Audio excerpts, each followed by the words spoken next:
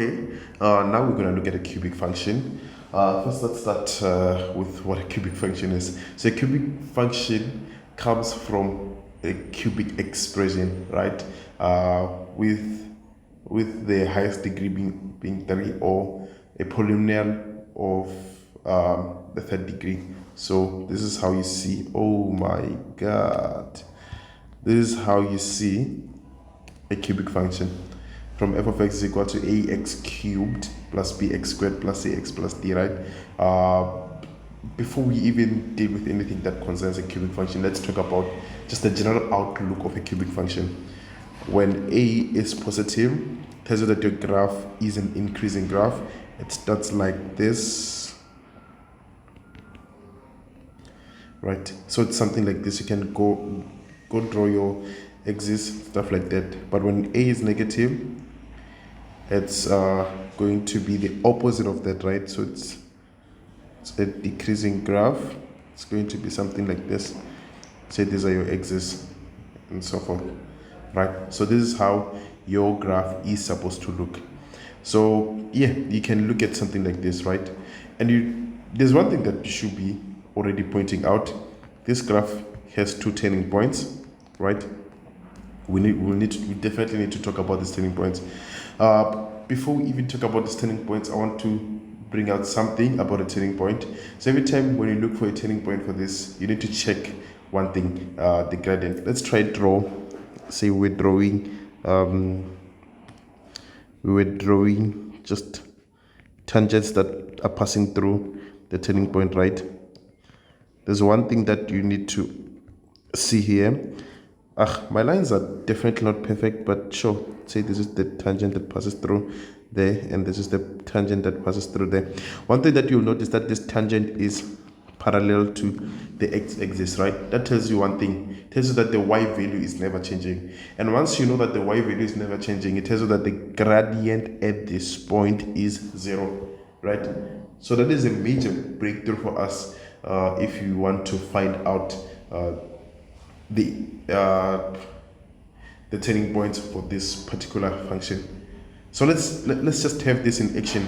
Let's say we have our cubic graph as f of x is equal to, I'm going to use one of the expressions we had last time on the previous video, minus 4x plus 3, right? So this is our equation, or this is a graph. We want to find the turning points. In fact, we don't just call them turning points here, we call them stationary points. Stationary points.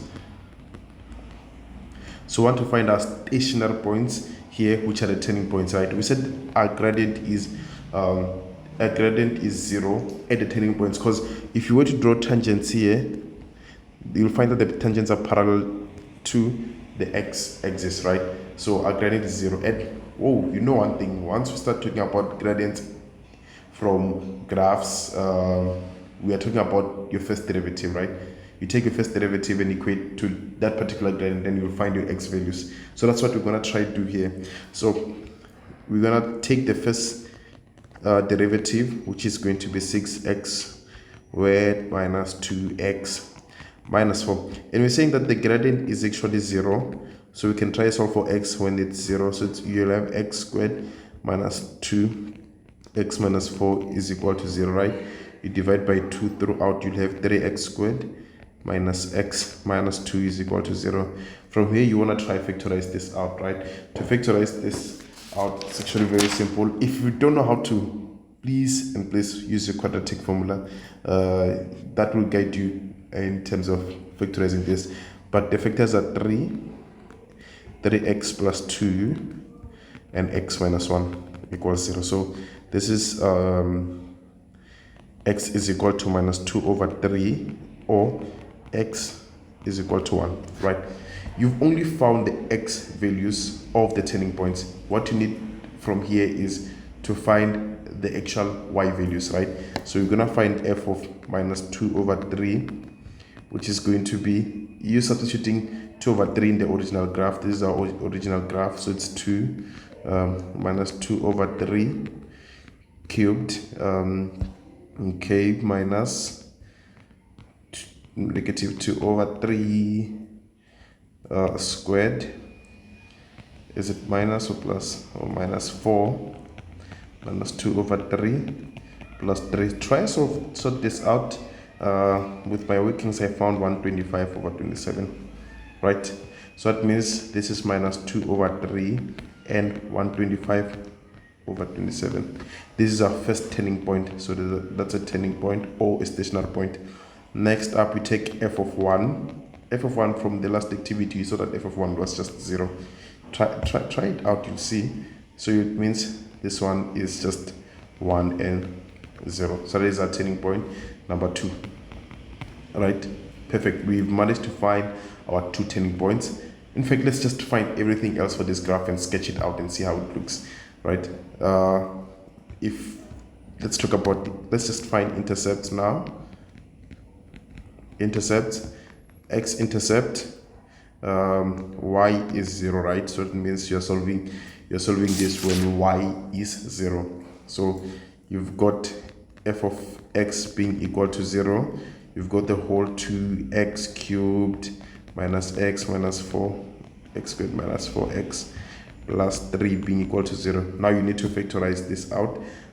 After factorizing, you'll find your values. So I'm not going to go through factorizing this. You can watch the previous video. We actually factorized this, and on our factorization we found that this is x minus 1, 3, what was it, 3x, it was 2x, let me just look for the solution, plus 3, and again x minus 1, which is equal to 0. So this is what we found. Okay, and we found that x is equal to 1, or because these are the same, so you can just write it as 1, and or x is equal to minus 3 over 2. So you know these are just x-intercept, right? So you want y right now. You know that x is 0 if you want y. So that's going to be f of 0, which is equal to 3. Just check on your graph, it's just going to be that 3 because everything else becomes 0. Then from here on, we can try sketch our graph.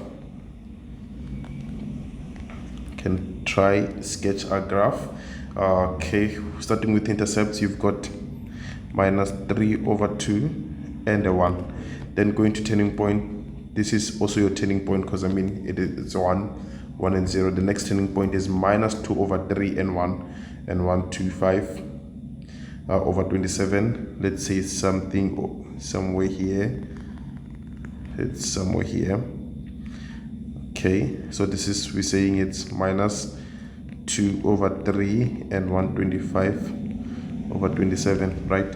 We also have something else here at 3,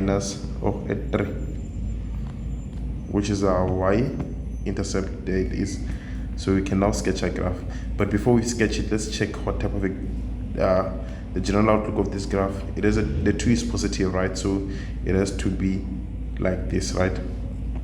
So it means our graph will start somewhere down here. Remember, this is a turning point, so it's gonna turn there and come down. Okay, definitely this is not drawn to scale, but you can see that I actually tried 10 again. So let's make sure these are not V's, but there we go. There is a graph, right? There is a graph. It is now drawn, thank God.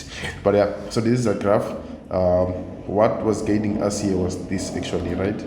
It's supposed to look like that, right? Perfect. Before we even close this off, let's talk about what we call concave up, concave down. You can see that our graph somehow concaves up this side and concave down that side. So that means at some point along this line, there has to be a point where this graph now changes direction, concaves up, then it concaves down. To find that point, it's very simple. You take your second derivative and equate it to 0. So I'm telling you right now that if you want to find that, we call it the point of inflation. So that is where the change occurs. Point of inflation, take your second derivative. We already had our first derivative, right? We had this, right? So let's take up our second derivative. Our second derivative becomes 12x minus 2. So that means our point of inflation will be at 12x minus 2 is equal to 0, right? So it's x 1 over 6. Where x is 1 over 6 is, it's somewhere here, 1 over 6. So that is our point of inflation. You can find the y value for it. If you want the y value, just take f of 1 over 6. But that is the point, at 1 over 6. It concaves up, so our concave up is when x is greater than 1 over 6. I want you to look at that. You see, once x is bigger than 1 over 6, this graph concaves up. So it means concave down.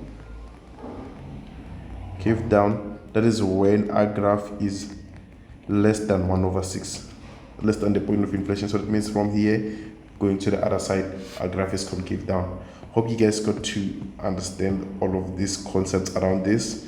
But yeah.